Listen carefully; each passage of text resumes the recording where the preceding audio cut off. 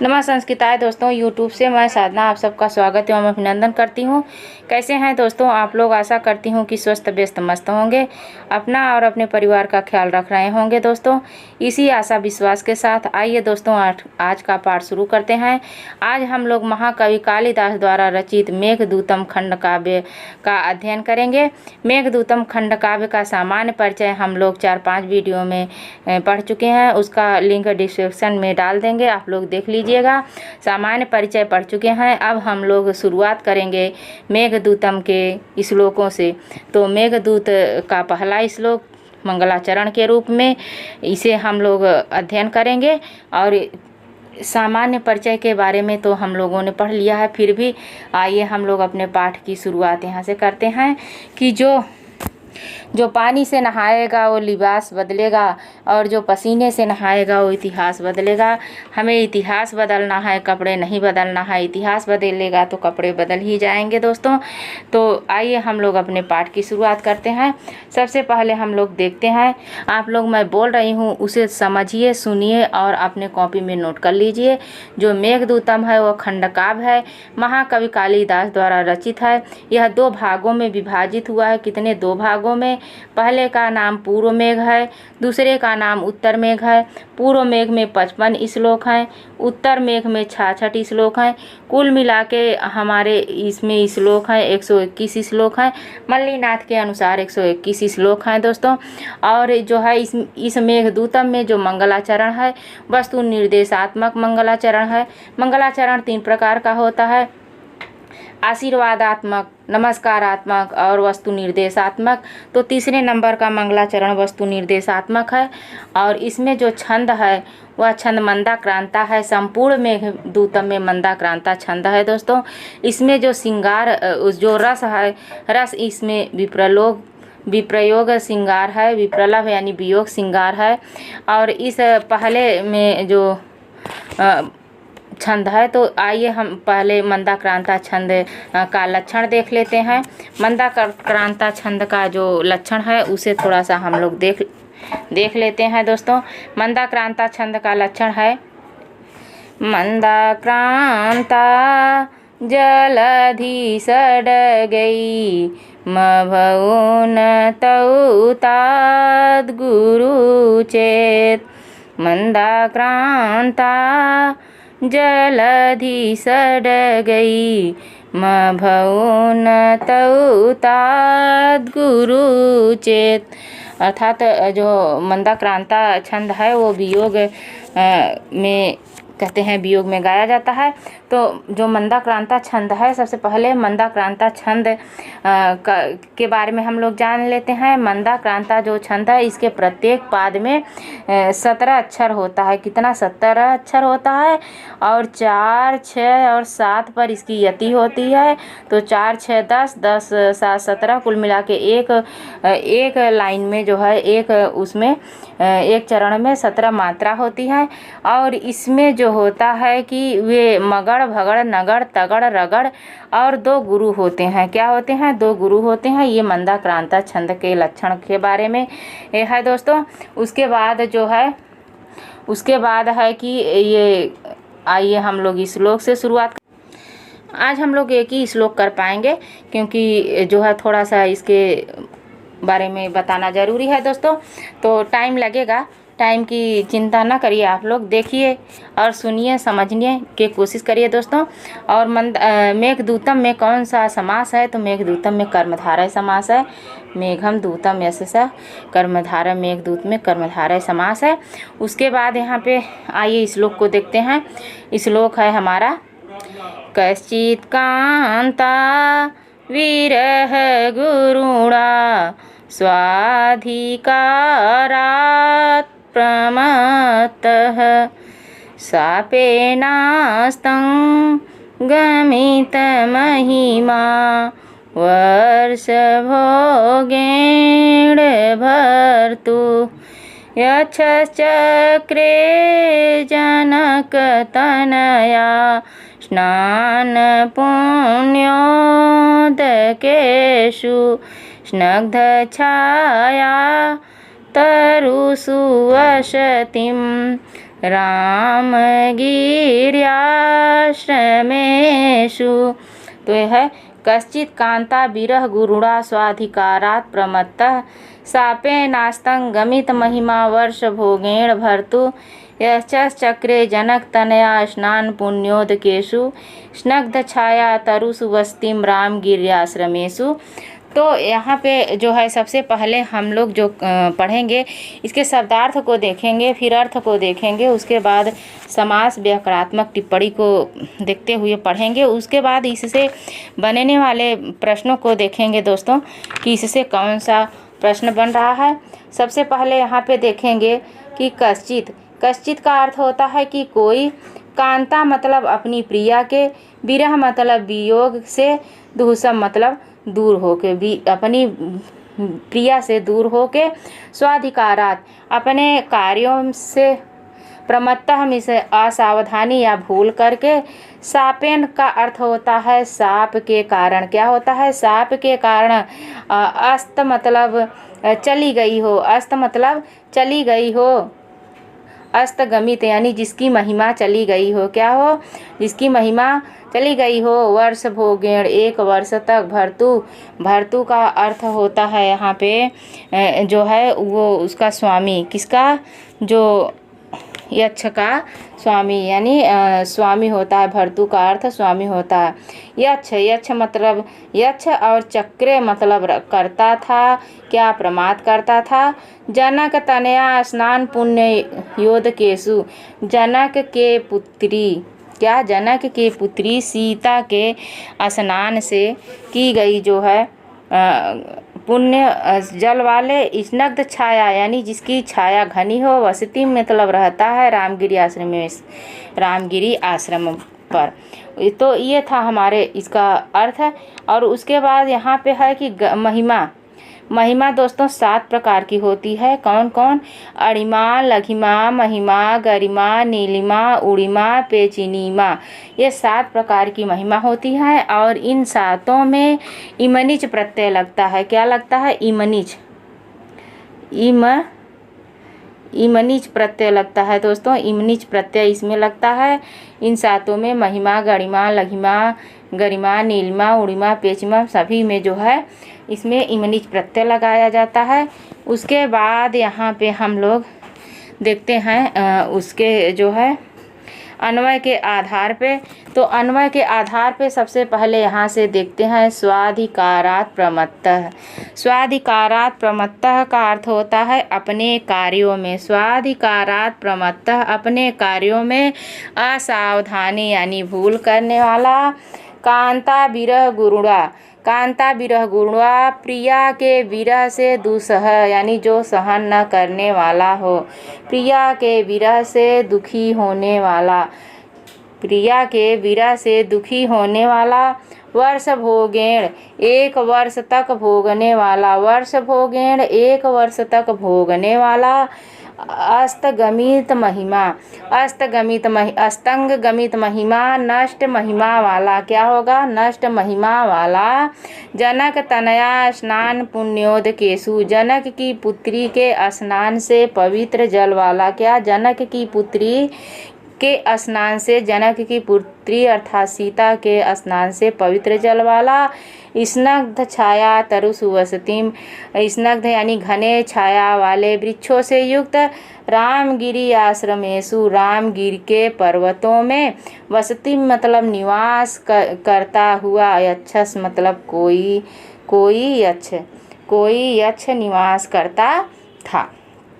ये अब इसका अर्थ है कि अपने कार्यों में असावधान, प्रिया के विरह से दूसु, अपने कार्यों में, यहाँ से देखिए अपने कार्यों में असावधान और प्रिया के विरह से दूसह, प्रिया के विरह से दूसह 1 वर्ष तक भोगने वाला, 1 वर्ष तक भोगने वाला, स्वामी के भर्तु मतलब स्वामी के साप के द्वारा नष्ट हुई महिमा वाला, जिसकी महिमा नष्ट हो गई हो। कोई यक्ष कश्चित, कोई यक्ष कश्चित यक्ष, कोई यक्ष क्या करता था, कोई यक्ष जनक की पुत्री सीता के स्नान से पवित्र जल वाले और घनी छाया वाले रामगिरी आश्रमों में रहता था। क्या, रामगिरी आश्रमों में निवास करता था। उसके बाद यहाँ पे देख लेते हैं कि कौन सा समास है। तो आशा करती हूँ कि अर्थ आप लोगों को समझ में आया होगा। अब इसमें विशेष विशेषण देख लेती हूँ। यक्ष क्या कहता है, यक्ष है, ये क्या है, विशेष है। यक्ष का विशेषण यानी यक्ष कैसा है, यक्ष स्वाधिकारात् प्रमत्त है, अपने कार्यों में भूल करने वाला है।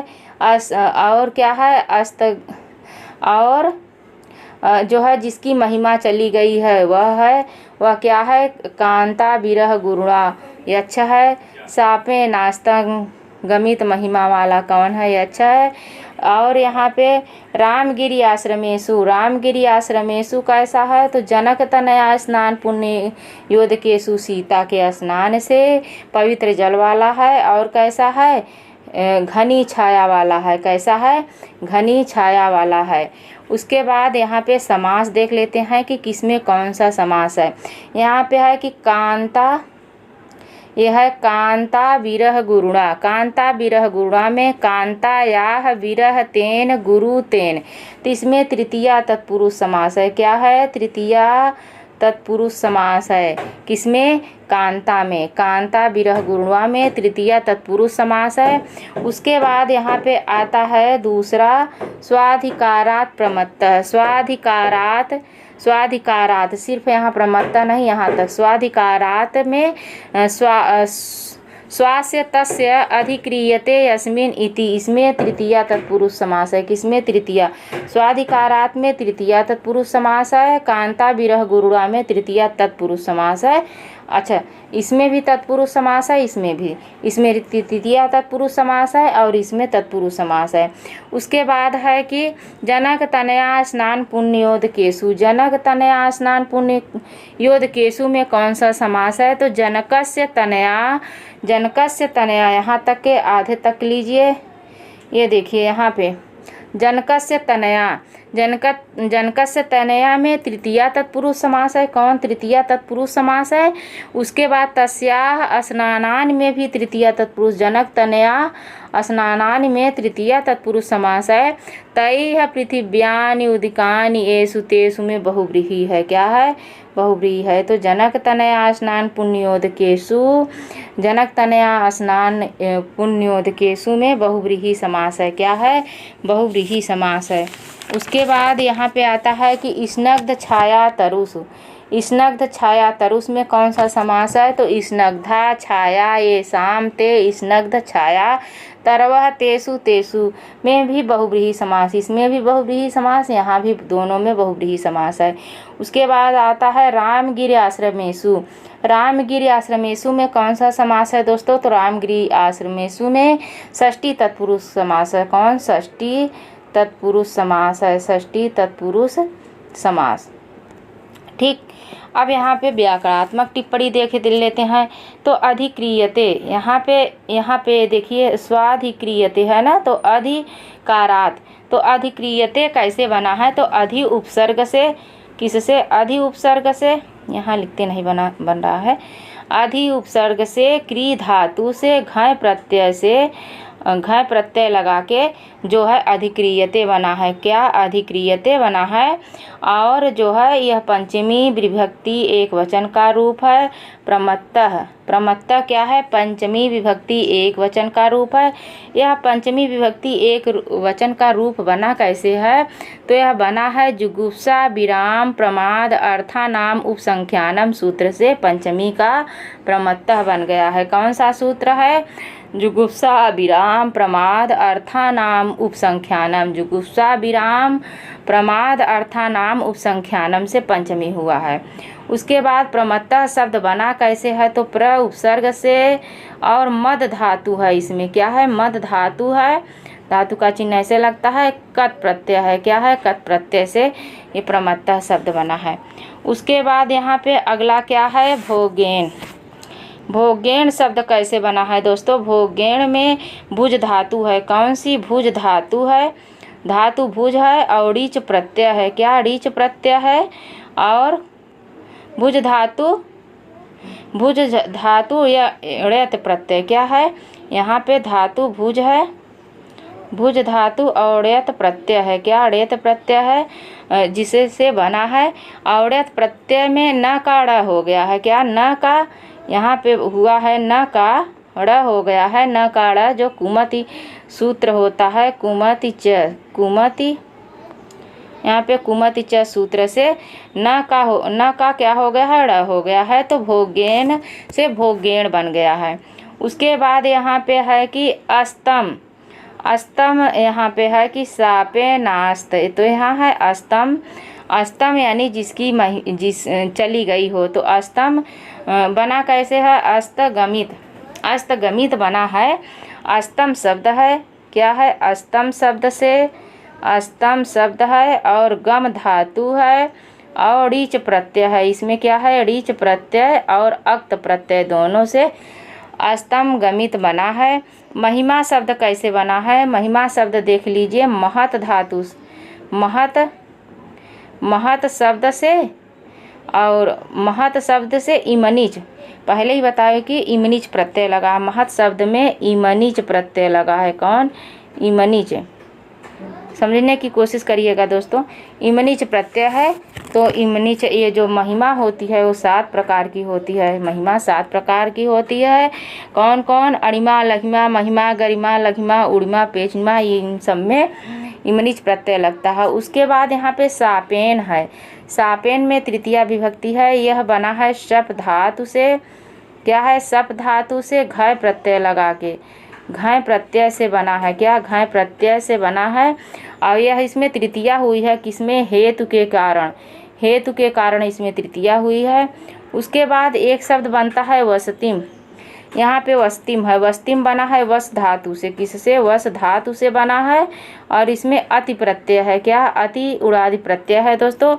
उसके बाद चक्रे है, यहाँ पे ये देखिए चक्रे शब्द कैसे बना है, तो चक्रे है क्री धातु से आत्मनेपदी, आत्मनेपदी का जो है लीट लकार का, क्या, लीट लकार का प्रथम पुरुष एक वचन का रूप है, प्रथम पुरुष एक वचन का रूप है। तो ये था हमारा जो है व्याकरणात्मक। उसके बाद देख लेते हैं कि जो मेघदूत है वह दो भागों में है, नमस्कारात्मक मंगलाचरण है, सब बता दिए हैं, कौन सा छंद है ये भी बता दिए हैं और इसमें अलंकार कौन सा है, तो इस उसमें श्लोक में जो अलंकार है वो परिकर अलंकार है, क्या है, परिकर अलंकार है। परिकर अलंकार का जो लक्षण होता है, परिभाषा होती है, वो विशेषणई है, विशेषणई है यत संयुक्तई है उक्ति परिकरस्तु, जहाँ पर कोई विशेषण किसी अभिप्राय विशेष से कहा जाए उसे परिकर अलंकार कहते हैं, क्या कहते हैं, परिकर अलंकार। उसके बाद आइए हम लोग जो है इससे बनने वाले कुछ सवालों को देख लेते हैं। सवालों को ध्यान से सुनिएगा दोस्तों, मैं लिखी नहीं हूँ क्योंकि लिखने पर लोग विश्वास नहीं करते हैं, तो इसे देखिएगा।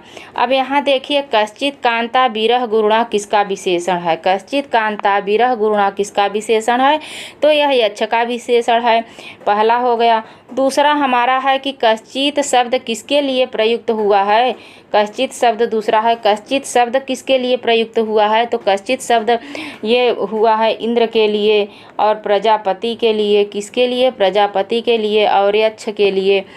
तो यह यक्ष के लिए कश्चित शब्द यक्ष के लिए हुआ है। स्वाधिकारात कौन है? स्वाधिकारात कौन है? यानी अपने कार्य में भूल कौन किया है? यक्ष किया है। सापे नास्तंग गमित महिमा वाला कौन है? यक्ष है। और भर्तु शब्द में कौन सी विभक्ति है? तो इसमें जो है षष्ठी विभक्ति एक वचन का रूप है भर्तु।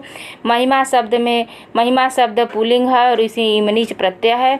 जनक तनया से किसका बोध हो रहा है? जनक तनया से किसका बोध हो रहा है? सीता का हो रहा है। किसका हो रहा है? सीता का बोध हो रहा है। यक्ष कहाँ निवास कर रहा है? तो यक्ष जो है रामगिरी आश्रम में निवास कर रहा है।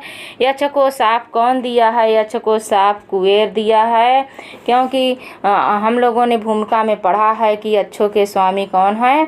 कुबेर हैं। तो यक्षों के स्वामी कुबेर ने जो है यक्ष को साप दिया है।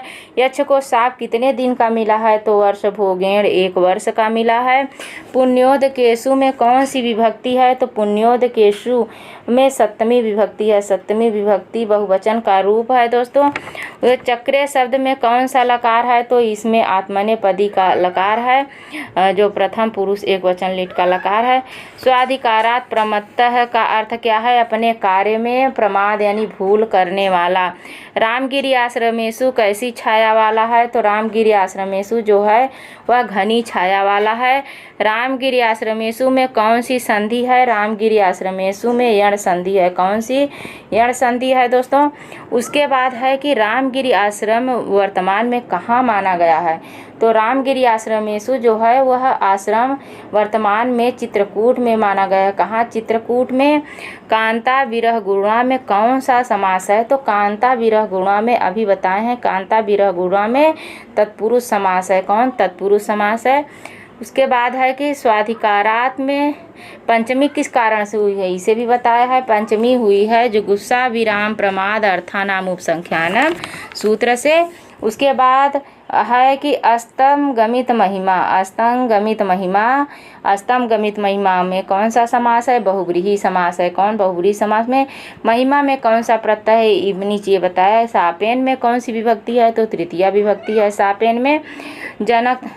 उसके बाद यहाँ पे है पुण्योद केशु में कौन सा समास है? पुण्योद केशु। यहाँ पे पुण्योद केशु में बहुब्रीहि समास है और स्नग छाया में भी बहुब्रीहि समास है। वस्तिम में कौन सी धातु है? तो वस्तिम में वस धातु है। मंगलाचरण में कौन सा अलंकार है? तो परिकर अलंकार है। क्या है? परिकर अलंकार है। उसके बाद मेघदूत में यक्ष साप किसे दिया था? तो कुबेर ने दिया था। मेघ यक्ष के विरह का कितना समय बीत चुका था? तो 8 महीने बीत चुका था, 4 महीने शेष है। मेघदूत के साप कितने वर्ष तक था? 1 वर्ष तक था। मेघदूत में सापित यक्ष कहाँ निवास करता था? रामगिरी आश्रम में। यक्ष चक्रे जनक तनया स्नान पुण्योद केशु। इस श्लोक में जनक तनया कौन है? सीता है। वर्ष भोगेण में न काड़ा कैसे हुआ है? तो कुमति सूत्र से, कुमति च सूत्र से हुआ है। मेघदूत में यक्ष का क्या नाम है?